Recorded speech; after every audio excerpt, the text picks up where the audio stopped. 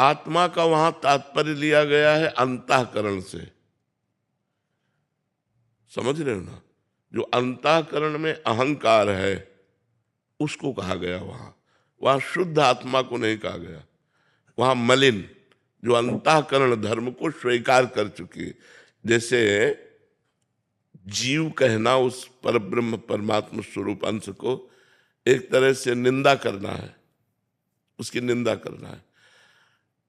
जीव का तात्पर्य होता है, जीवात्मा, उसका तात्पर्य होता है शरीर में अहंकार कर लेना। अगर शरीर का अहंकार हट जाए तो विशुद्ध परमात्मा स्वरूप है।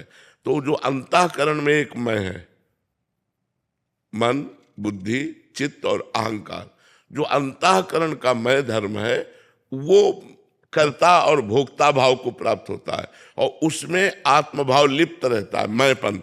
वो लिप्त रहने के कारण उसे मलिन आत्मा कहा गया, अंतःकरण धर्म में लिप्त होने के कारण।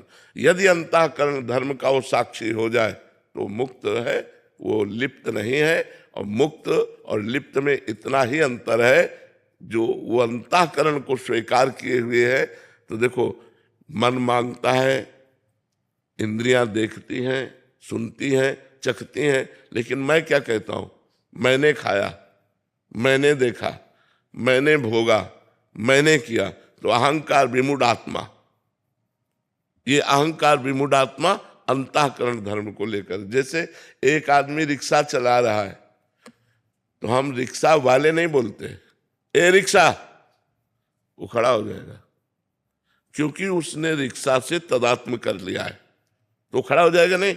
कुछ दिन बाद उसने टैक्सी खरीदी, अब उसको बोले ए रिक्शा, वो नहीं खड़ा होगा। उसे कहो ए टैक्सी, वो खड़ा हो जाएगा।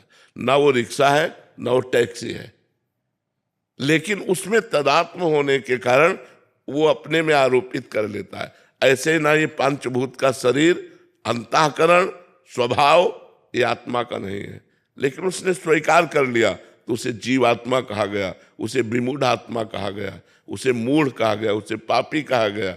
और वही बार बार जन्म मरण को प्राप्त हो रहा है। इसीलिए अंतःकरण का साक्षी भाव जब तक नहीं आता, जब तक अपने को कर्ता भोक्ता मांगता है, तो अवश्य में वो भोक्तव्यम कृतम कर्म शुभाशुभम।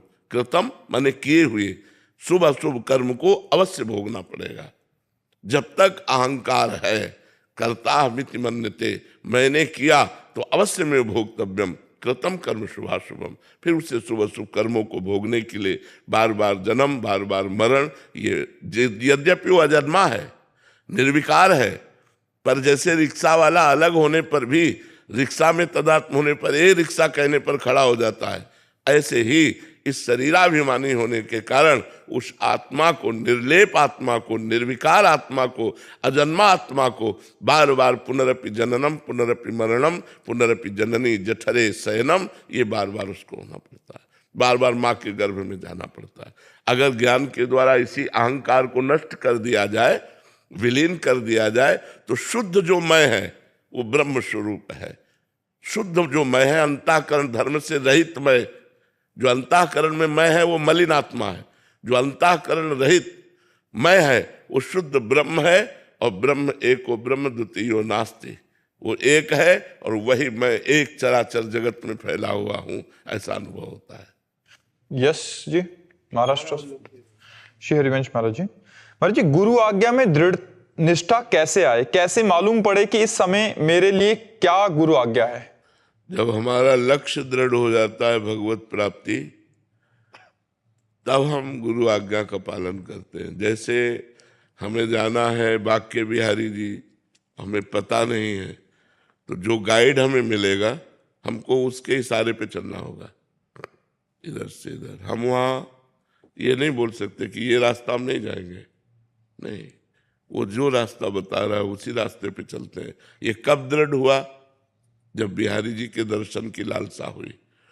तो जब हमें भगवत प्राप्ति की लालसा या मुमुक्षुता सत्संग के द्वारा जागृत होती है, तब हम गुरु का वरण करते हैं।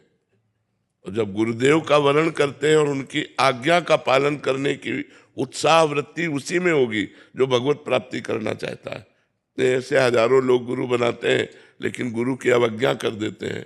उनकी आज्ञा का उल्लंघन कर देते हैं। वो जो नियम बताते हैं, जो साधन बताते हैं, जो मंत्र बताते हैं, उसमें रति न करके मनमानी आचरण करता रहता है जीव, क्योंकि उसको लक्ष्य नहीं बना।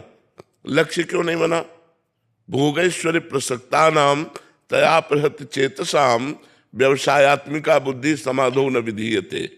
जिसकी भोग और ऐश्वर्य में वृत्तियां फंसी हुई हैं, चित्त जिसका अपहृत हो गया ऐश्वर्य में, भोग में, वो कभी भगवत प्राप्ति का लक्ष्य नहीं कर सकता, वो परमात्मा प्राप्ति का लक्ष्य नहीं कर सकता। तो जो साधक सत्संग के द्वारा असत आचरणों का त्याग करके सत आचरण पे चलता है और गुरुदेव की आज्ञा का पालन करता है, वो भगवत प्राप्ति करता है। इसलिए भगवत प्राप्ति लक्ष्य वाला साधक अपने गुरुदेव की प्रत्येक आज्ञा का पालन करता है, और जब गुरुदेव की आज्ञा का पालन करता है तो उसे भगवत तत्व का अनुभव होने लगता है। जैसे जैसे अनुभव होता है वैसे वैसे गुरु चरणों में वो न्यौछावर होता चला जाता है। जैसे जैसे भगवदानंद की अनुभूति होती है वैसे वैसे लगता है बलिहारी गुरुदेव बलिहारी, अगर आप कृपा ना करते तो मैं इस आनंद को कभी प्राप्त ही नहीं कर पाता। इसलिए गुरु चरणों में तन मन प्राण से न्यौछावर हो जाता है। समझ पा रहे हैं आप?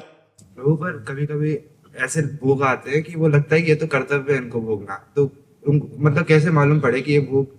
तस्मा शास्त्रम प्रमाणम ते कार्यो व्यवस्थित हो। अगर ब्याह हो गया है तो अपनी पत्नी के साथ केवल भाव रहना भोग का, और अगर ब्याह नहीं हुआ तब तक ब्रह्मचर्य धारण करना, मनमानी आचरण ना करना, ये शास्त्र आज्ञा है। हमारे शास्त्र में, सनातन धर्म में 4 आश्रम और 4 वर्ण व्यवस्था है। तो पहला आश्रम है ब्रह्मचर्य, दूसरा है गृहस्थ, तीसरा है वानप्रस्थ, चौथा है सन्यास। तो हर गृहस्थ बालक को चाहिए कि पहले आश्रम की मर्यादा की रक्षा करे, अर्थात ब्रह्मचर्य धारण करे, और जब ब्याह हो जाए, पाणी ग्रहण हो जाए, तो मर्यादा के साथ अपनी पत्नी से सहवास करे। और जो खान पान के भोग है, जो शास्त्र कहते हैं सात्विक भोग है, वही पाना चाहिए। मांस, मछली, अंडा, मदिरा, प्याज, लहसुन, ये सब नहीं पाना चाहिए। जो निषेध किया गया है उसे हमें नहीं पाना। जो हमारे लिए अनुकूल है, भागवतिक आचरणों की वृद्धि कराने वाला भोजन है, वो हम भोजन पाएंगे। वैसा ही महाराज जी, पिछली बार आया था, आपने बोला था माता पिता को भगवान मान के सेवा करो जी, उनको कैसे भी सुख पहुंचाने की वृत्ति रखो। जी। तो अगर माता पिता ही बोलते हैं कि प्याज लहसुन खाओ, फिर उनको मना कर नहीं, ऐसे भगवान की आज्ञा नहीं मानते हम। केवल भगवान मानते हैं सेवा के लिए। वो कहना है कि शराब पी, वो कहें कि हमारे साथ मांस खाओ, शराब नहीं। तुम्हारी गलत आदत है, तुम्हारी आदत है, हम भगवत भाव रखकर तुम्हारी सेवा करते रहेंगे, लेकिन तुम्हारी आज्ञा का पालन नहीं करेंगे। आज्ञा का पालन करेंगे गुरु की, शास्त्र की, संत की। बात समझ में आ रही? और महाराज जी, हर समय कैसे पता चले कि इस समय क्या आज्ञा है गुरुदेव की? अंदर अंदर झांक के देख, गुरुदेव बैठा हुआ है, वही अंदर आपको 1 सेकंड में उत्तर दे देगा। 1 सेकंड की गलत है नहीं करना, लेकिन वो बहुत धीमे उत्तर होता है, उसको सुनने की क्षमता चाहिए, अंतर्मुखता। तुरंत उत्तर आता है, देर थोड़ी लगती। और इसे सब लोग अनुभव करो, जहाँ गलत करना चाहते हो अंदर से आत्मा की आवाज आती है कि नहीं कि गलत है, लेकिन हम उसकी बात ना मानकर मनमानी आचरण करते हैं। ये कोई नहीं कह सकता है मुझे पता नहीं था कि ये गलत है। सबको पता होता है ये गलत है। आत्मना प्रतिकूलानि परेशान न समाचरित।